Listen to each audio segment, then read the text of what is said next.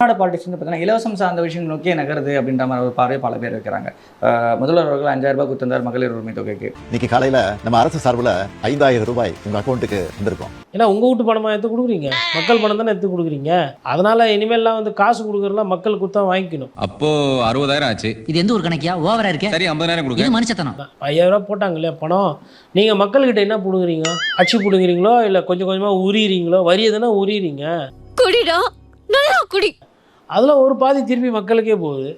எனக்குள்ள உறங்கிக்கிட்டு இருந்த ஒரு மிருகத்தை நீ தண்ணி தெளிச்சு எழுப்பி விட்டுட்டடா.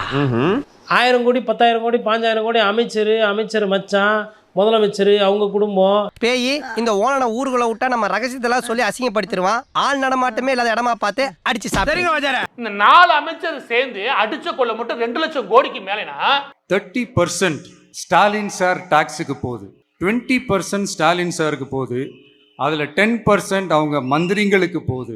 மொத்தமா 30% ஆச்சா? அதுல பாதி அளவு எப்படியும் ஸ்டாலின் குடும்பத்துக்கு போயிருக்கும். என்னடா இவ்வளவு நகை இவ்வளவு பணம் வச்சிருக்க? சரி எல்லாரையும் பப்பாதி கொடு.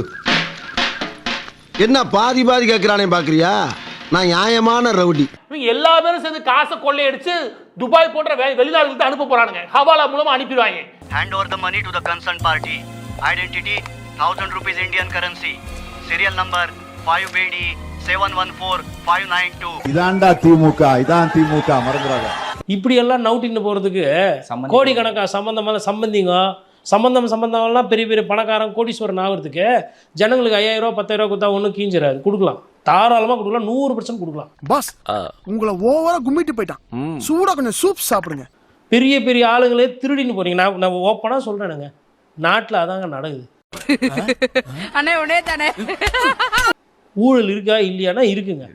சும்மா இந்த 3000க்கு 5000க்குலாம் மூச்சு புச்சு பேசிட்டு இருக்காங்க பத்திரிகையாளர்களும். அந்த நாய் கொடுக்குற அல்ப காசுக்காக பாரு நம்ம உடம்புல எவ்வளவு வெட்டு வாங்க வேண்டியதா இருக்குது. ச்சே என்ன பொழப்புடா இது. கோடிக்கணக்கில் லம்பாக வச்சுக்கிறாங்களே. மணல் குவாரி நடத்துகிறாங்க, டிஸ்டிலரி நடத்துகிறாங்க, தொழிலதிபராக மாறுறாங்க. கருணாநிதியை விட ஒரு 100 மடங்கு பெரிய கருணாநிதி இந்த சபரீசன். எந்த பவர்லயும் இல்லாம வச்சு கொள்ளடிக்கிறா பாரு. இந்த ஆளாம் புடிச்சிட்டு போகாம சென்ட்ரல் கவர்மெண்ட் ஏன் விட்டு வச்சிருக்குன்னு தெரியல. நீங்களா காசை வாங்கிட்டு உள்ள புடிச்சு போடாம வெளியில விட்டுருக்கீங்க. இன்னும் எத்தனை பேர் குடிய கெடுக்க போறாங்களோ. இன்ஜினியரிங் காலேஜ் நடத்துகிறாங்க, மருத்துவக் கல்லூரியில் இதெல்லாம் ஊழல் இருக்குது தானே. மாணவர்கள் கஷ்டப்பட்டு தானே ஃபீஸ் கட்டுறாங்க. பெற்றவங்க ஒவ்வொரு வாட்டி இன்ஜினியரிங் ஃபீஸ் கட்ட முடியாம தானே கட்டுறாங்க. இந்த பணம்லாம் எங்கே போகுது? என்ன கோட்டச்சாமி? ஒண்ணும் இல்லையா? ஒண்ணும் இல்லையா? உங்ககிட்ட கேட்டால் ஆர்எஸ்எஸ் அப்படின்பா. ஐயோ அது கண்ணுக்கு தெரியாத ஒரு கொடிய மிருகம் பிடிச்சா விடாது. வண்டி ஏறா. அங்கே கேட்டால் சனாதனம்னுவா, இங்கே கேட்டால் திராவிடம்னுவா, இங்கே கேட்டால் வேறு எதுனா ஒரு இசம்னுவா. கடைசியில் எல்லாரும் சேர்ந்து போகிறது பட்டநாமம் மக்களுக்கு, ஜனங்களுக்கு. இதுதான் நடக்குது. டேய் என்ன இடிச்சவா நினைச்சிட்டியா இல்ல பைத்தியக்காரன் நினைச்சிட்டியா இல்லன்னா குடிய வச்சு மொத்தமா நான் போலாம் நினைச்சியா? கொள்கையை அடமான வச்சுட்டு கூட்டணி போகிறாங்க. நீங்கள் வந்து நீங்களே திட்டுறீங்க, ஒரு ஊழல்வாதி, அவர்லாம் அமைச்சராக இருக்கிறதுக்கே லாக்கி இல்லை, பதவியிலேருந்து விலகணும், நீ எல்லாம் ஒரு துணை முதல்வரானு இப்படியெல்லாம் ட்வீட்டு போட்டு இப்படியெல்லாம் அறிக்கை விட்டுட்டு இப்படியெல்லாம் பேசிட்டு கொஞ்சம் பாரு.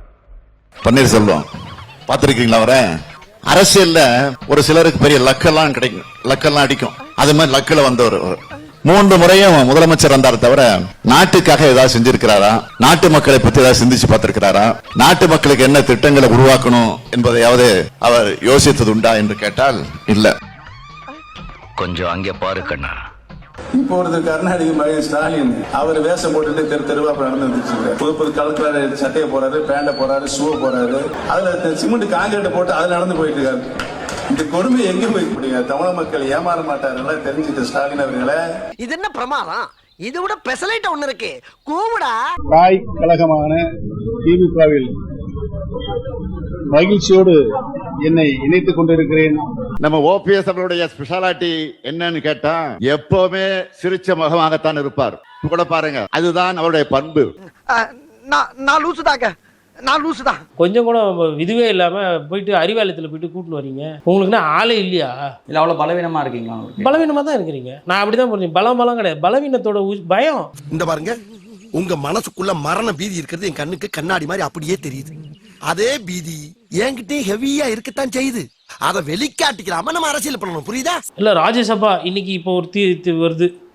சுதீஷ் அவர்களுக்கு ஆமாம் ரொம்ப முக்கியம். ஏன் லோக்சபாவில் நின்று ஜெயிக்க வேண்டியதானே? பெரிய தலைவர் தானே நீங்களாம். பெரிய பெரிய கட்சி நத்துறீங்கல்ல, ஏன் உங்களுக்கு குறுக்கு வழியில் போனோம் ராஜ்யசபா? அவன் சிம்பிளா ஒரு பதில் சொன்னான். என்ன? உங்க அக்காவை நான் வச்சுக்கிறேன், என் பேக்கரியை வேணா நீ வச்சுக்க. அதுக்கு நீ என்ன சொன்ன? பட் அந்த டீலிங் எனக்கு ரொம்ப பிடிச்சிருந்துச்சு, ஒத்துக்கிட்டேன். உங்க அக்கால ஐயர் கூட அனுப்பிட்டு நீ பேக்கரி வாங்கிருக்கியா?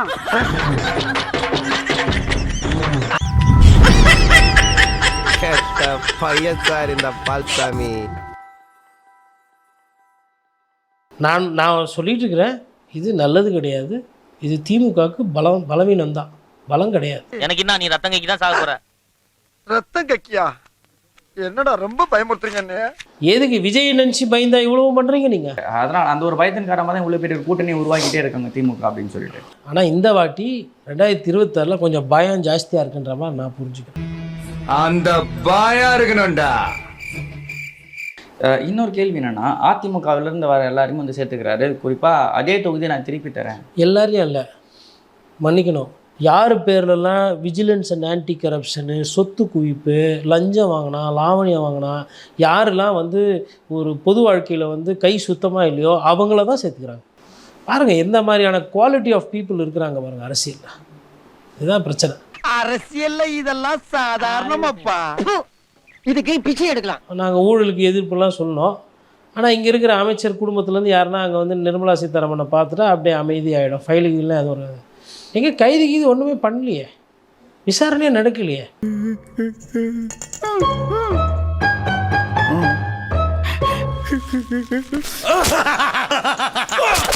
புகைப்படங்கள் போட்டு அவமானப்படுத்துங்கிற ஒரு விஷயம் இந்த சமீபத்தில் அந்த பேங்க்குமே பண்ணிட்டு இருக்காங்க. கல்வி கடன் திருப்பி கட்டாத மாணவர்களோட புகைப்படம், விவசாயிகளோட புகைப்படம் போடுறாங்க.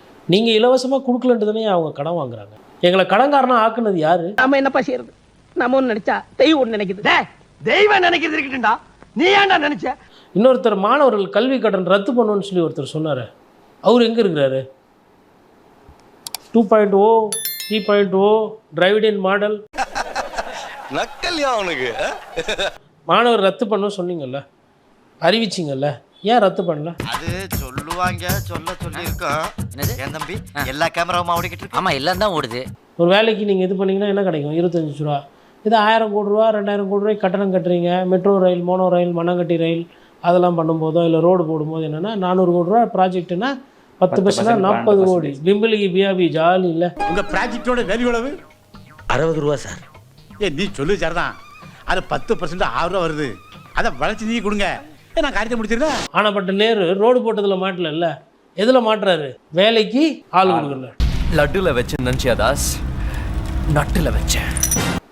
நடுநிலையாளர்கள் அப்படின்னா வந்து எல்லாத்தையும் பேசணும், அது பண்ணுறது கிடையாது. சும்மா ஏதோ நமக்கு பிடிச்ச மாதிரி கருத்து சொல்லணும். பிடிக்கலன்னா அவனை வந்து அந்த கட்சியோட சேர்த்து விட்டணும், இந்த கட்சியோட சேர்த்து விட்டணும். இந்த மாதிரி இருக்குது.